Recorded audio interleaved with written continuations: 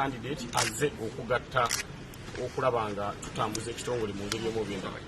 Ebbanga lyonna mu kitongole wano tuba tutambula bulungi nnyo naye kinnuma etutuuka olunaku ng'olwaliro ng'olengera waliwo okusika omuguwa mu nkambi ezimu. Kyovala abantu babikoye ne bagamba nti Seggirinya yatali mu ntalo katulonde oyo abe ng'asobola okubeera ng'atambuza ekibuga Kampala. Era ndi happy nti bakansala bampolomisinze ntuuse leeti because nakedde ku miryango gyabwe zakalwakange nyina ensaba gye mbadde nkasabamu kansala agenda okuggulawo nga ndi ku mulyango ne mugamba muneensaba kunnonda era awo koko bagenda okusinziira babenga basobola okubeera nga bannonda mbere sipiika w'ekibuga.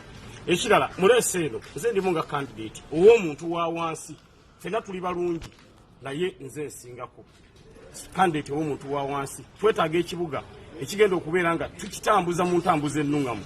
Twetaaga sipiika agenda okubeera nga awuliriza ebyaba director. Kyova nze nabagambye ekintu kimu bwe nfuka sipiika w'ekibuga naganye zino emolumenti ze batongeddeko simanya emmotoka simanya batuwadde ofiisi amatiribona simanya bagenda tuwa akuba engatta eddagala ebyo mbyagaza ki nveekange engatto nzikubye bagenda tuwa ennyumba mitwala miliyoni 2 n'ekitundu buli mwezi ebyo byonna nabiganye benefits zonna naziganye. Lwaki naziganye nti buli wenzikkiriza bagenda kuongeza omuntu wange ono wansi ki license bamunyigirize ensonga lwaki nagambye nti ezo zonna benefits Seggirinya sizeetaaga era bwe naasanga omusaala ogwokubiri ogw'obwa sipiika nga bagutadde ku akawunti yange ndirwedde okutwala ekitongole kya KCCA mu mbuga z'amateeka because sipiika tavudde bweru sipiika avudde muffe kati kikwongezesa omusaala n'omugamba omuntu nti omwongereko sima miliyoni 11 ebyo byonna byakunyigiriza muntu wa wansi. Ze ofiisi yange njagalamu foomu 2